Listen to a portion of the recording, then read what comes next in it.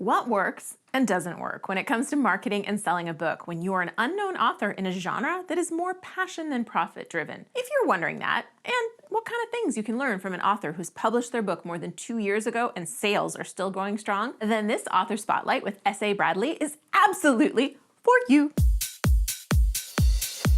Hey there, I'm Julie the Book Prod from Book Launchers. We're your professional self-publishing team helping you write, publish, and promote a nonfiction book that will help you have a huge impact on your readers. And done right, will help you grow your brand, build your business, and make you money. The best part?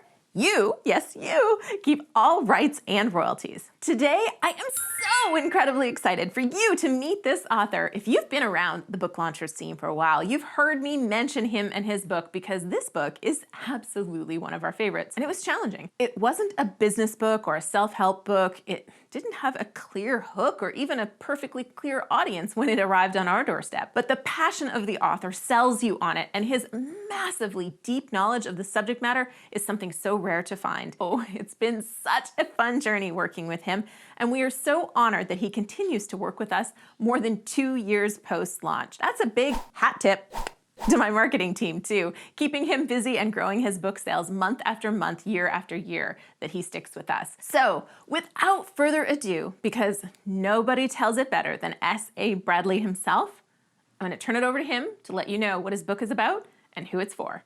Take it away. The title of my book is Screaming for Pleasure, How Horror Makes You Happy and Healthy, and it's a love letter to all things that go bump in the night, and how horror not only reinvents itself to reflect each generation's anxieties, but also how it can be healing as well as thrilling to a culture and as to an individual. I talk about horror as art and as social commentary, and so the audience is, if any of that sounded provocative to you, if it sounded like something that made you curious, that's who the book is written for. So horror fans and specific, but really anybody who is somewhat intrigued by the idea of me saying something about horror being healing as well as thrilling. Thank you, Mr. Bradley, or as my team calls him, our historian of horror. His book launched at the end of 2018. So what has he learned in more than 2 years of marketing his book? Well, I asked him to tell you what worked and what didn't work so well. First, let's hear what did not work. What didn't work for me? Bundling with another author. In other words, creating a deal with another author where both of your books are showcased and there's a sale. Unless one of you, of the two authors, have a significantly bigger audience, you're not really helping each other. I sold very little. And if you can't help the other author, that person has a much larger group. They don't really have a lot of initiative to do any heavy marketing for this thing. So I found it kind of a lot of time went into working with an author on that, a lot of time to market it and build things up, to have it really go nowhere. So that didn't really work for me. Online magazine articles outside of the obvious niche. So working with Sci-Fi Channel, I had a sci-fi interview that was really great. Book Riot did something with me. Those things really work well because they're part of the niche of entertainment that I'm working in. But then if you're talking about things that are outside of that, like putting me involved with something with psychology or self-help, they just don't know what to do with me. I don't fit well next to pie recipes and things like that. So there were times that we had articles that they didn't even give me advanced knowledge that the article had actually come out. So they had no idea what to do with me. I was definitely the loose sock in the washer and dryer. It doesn't really work. Ultimately, book marketing is experimentation, especially when you're starting out without a big platform of social media followers or newsletter subscribers or fabulous or fabulous YouTube friends. That means you don't know what's gonna work until you try it. And then here's the part that can be hard to swallow. What works for you may not work for me and vice versa. So you really do have to try with your book. Okay, so that's what didn't work. Here's what did work. What did work well? Amazon ads, probably the best return on investment of anything that we did. The budget goes to connecting the book to search engine keywords. So Amazon keywords, somebody types in to the thing what they're looking for, my book will float up to the top. I get anywhere between 750 150,000 to 1 million impressions every month, and around 1,000 clicks through the service a month. It's not all book sales, but I certainly do sell quite a few books, and that's without doing much outside of the ads.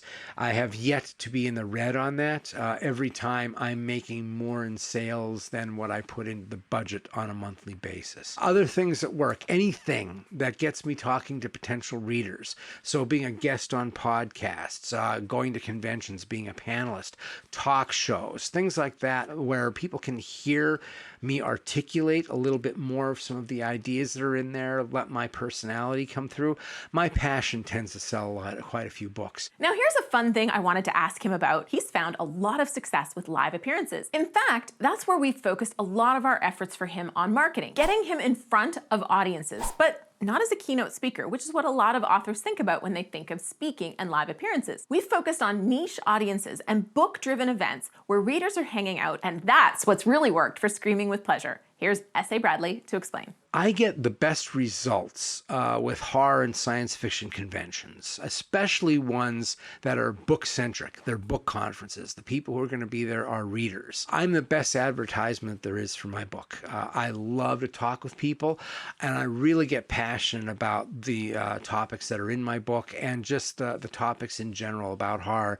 So when people come up to me and they're curious, they read something off of the back of the book, or they've heard me in a panel, once I start rolling with them on something, they really do tend to buy my passion as much as they are buying the book. Things that I look to do: panel discussions, book signings, book readings at libraries, book readings at bookstores. All of that stuff is really good for me. Going to meet and greets, meeting with other authors and doing joint conversations with them. Anything that's not where people have to read. If they hear us, it tends to be a lot better on that. All right, now it's time for the question that you've all been asking me to ask our authors that come on here. And that is, what is your experience working with book launchers, and what advice do you have for authors who might be considering working with us or another similar type company? And let me tell you, S.A. Bradley is about to reveal something I haven't talked about on the channel yet.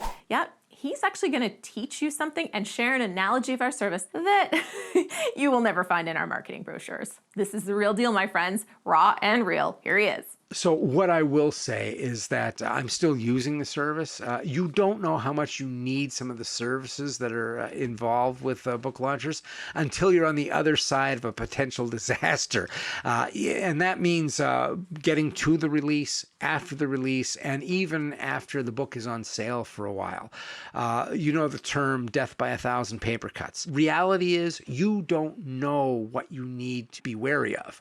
So you get the paper cut, and think of each paper cut as like being $1 lost out of your return on investment, because you have to make the mistake before you know how to repair that. Book Launchers has already gone through all of that, and they are basically helping you get past all of that. Amazon may make it easy to get a book published online, but not to get it effectively online. In other words, they will give you the bare minimum. Being able to know how to play that system, how to make a robust sale on that system, really is the finesse that Book Launchers is able to bring. One example of that I want to give is called Controlling the Box on Amazon.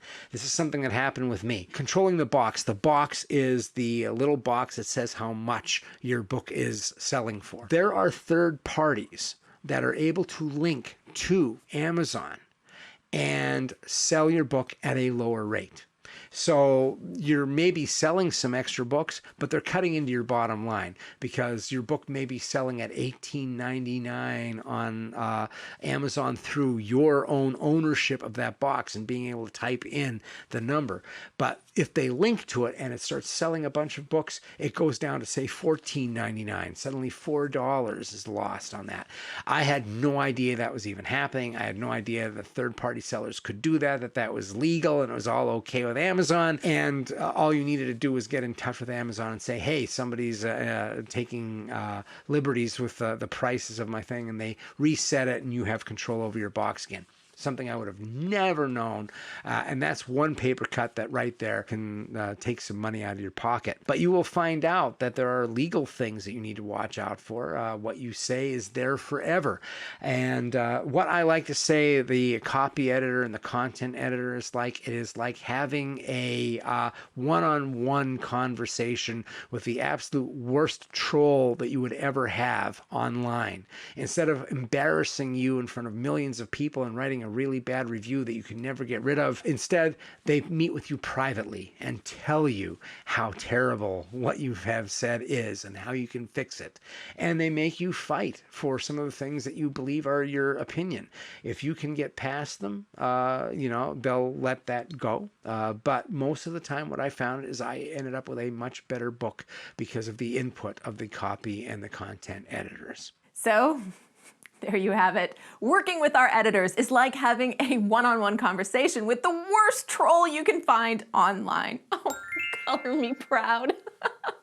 I actually love that, genuinely, because we take editing very seriously at Book Launchers. We will not do just one edit of your book just because you try to convince us that's all it needs. No, we are for serious authors who want the best book possible. And we do not want trolls out there tearing your book apart, so we do it for you.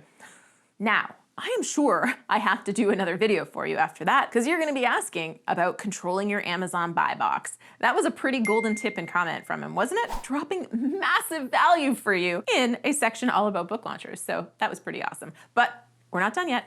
My personal favorite question is coming up. What is the biggest surprise for you since launching your book? And I have to tell you, this is quite possibly my favorite answer to date. Just watch his face as he shares this with you. The greatest thing is that my book is now part of the curriculum at a film class at Webster University in St. Louis. And I've been asked to speak as a guest and to introduce films during that class and also take Q&A with the students who have all read my book because it's part of the curriculum. That's pretty damn cool. It feels like you're a real deal author when something like that happens. How cool is that to have your book as part of the curriculum and get to speak with the students who had to read your book for class? I love it. It was very, very cool. And I love seeing his face as he talks about it. If you want to connect with the horror historian himself, visit hellbentforhorror.com, where you can check out his podcast, find links to buy his book, and connect with him directly. Please join me in giving S.A. Bradley a huge thank you for this incredible value-packed video. So go ahead, smash that thumbs up button in thanks, try it. It really does feel good. And let's chat about what you learned in this video in the comments below. And when you comment the day a video is released, you'll be entered to win some sweet #NoBoringBooks swag like our mug and our Oh So Soft journal. We have new videos every Tuesday and Friday, so make sure you catch every one by subscribing to the channel and turning those notifications on. You are a delight to spend time with. Would you like to hang out for a little bit more? Oh, great. Okay, do you want to meet more of our wonderful authors and hear their advice? This playlist right here is our Author Spotlight videos. And if you're good with that and looking for tips on what makes a great author website, because you're going to need one of those, then this video is exactly what you need. So go ahead and click on what you want to watch. I'm waiting for you.